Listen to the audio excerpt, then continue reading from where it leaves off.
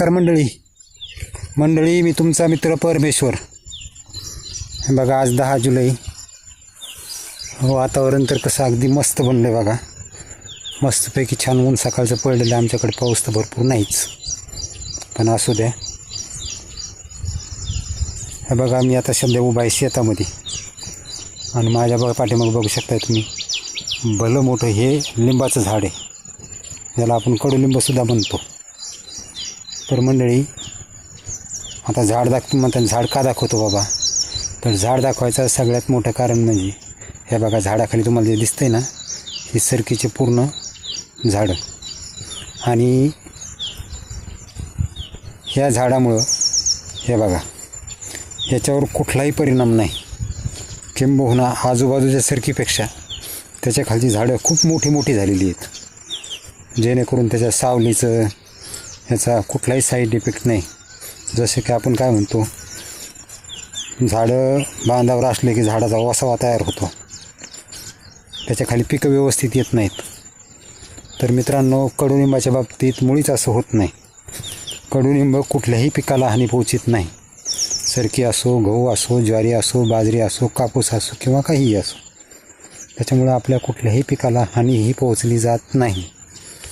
त्याच्यामुळं शक्यतो बांधावरची कडुलिंबाची झाडं तोडूच नका. आणि छोटी उदाहरणं आहेत मित्रांनो. आपण पहिले घराच्या दरवाजासाठी ज्या चौकटी बनवायचो, त्या चौकटीसुद्धा आपण कडुलिंबाच्या झाडापासून लाकडापासून बनवायचो. त्याचं कारण होतं मित्रांनो, त्याला कीड लागत नाही.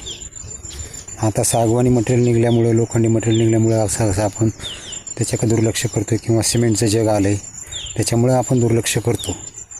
दुसरी गोष्ट मित्रांनो, हे बघा माझ्या हातामध्ये लिंबाच्या काड्या आहेत. आता मी आज माझ्या हातामध्ये थोड्याशाच काड्या आहेत, पण असे एक मूठभर काड्या घेतल्याच्या नंतर त्यापासून काय करायचं मित्रांनो, दगडावरती किंवा आपण ठेचून व्यवस्थित त्याचा रस बनवायचा. आणि अर्धा कप रस जर आपण रोज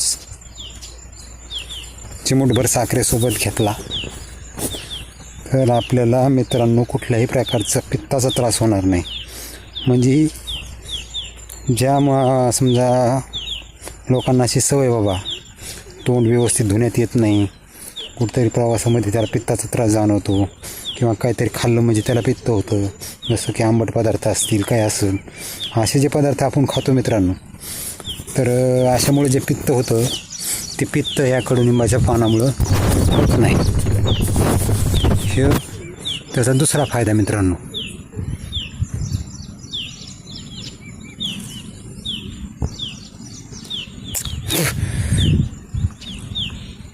ते बघा आता माझ्या बांधावरती इथे एक झाड आहे. तुम्हाला आणखी पुढे गेल्यावर दाखविणार आहे. पुढेसुद्धा आणखी जवळपास 6 झाडं मित्रांनो मी बांधावरती ठेवलेली आहेत. आणि माझ्या शेतात म्हणजे 3 एकरच्या क्षेत्रामध्ये ती झाडं असल्यामुळे मला कुठलाही त्याचा परिणाम नाही. तर मित्रांनो, अशा प्रकारे त्या झाडाचा कुठल्याही प्रकारचा तोटा आपल्याला सहन करावा लागत नाही. म्हणून आजच्या ब्लॉगच्या माध्यमातून मला फक्त सगळ्यांना एकच विनंती करायची की आपल्या बांधावरची शक्यतो कडुलिंबाची झाडं तोडू नका, जेणेकरून आपल्या आजूबाजूच्या निसर्गाचा ऱ्हास होणार नाही, आपल्याला बसायला सावली मिळेल. दुसरी गोष्ट, आपणच आपल्या लिंबाच्या झाडाखालच्या लिंबोळ्या गोळा करून त्यांना व्यवस्थित भिजवून नंतर त्या पाण्याचा उपयोग आपण फवारणीसाठी केला तर आपल्या पिकावर आयुर्वेदिक फवारणीसुद्धा होऊन जाईल. म्हणजे एकंदर कडुलिंबाचे फायदे खूप आहेत. तर फक्त एकच विनंती मित्रांनो, कडुलिंबाचं झाड तोडू नका. त्याच्यामुळं कुठल्याही प्रकारचा आपल्याला तोटा होत नाही. तर चला मित्रांनो, आजचा छोटासा ब्लॉग नक्कीच तुम्हाला आवडेल आणि हा ब्लॉग इथंच थांबवतो. धन्यवाद.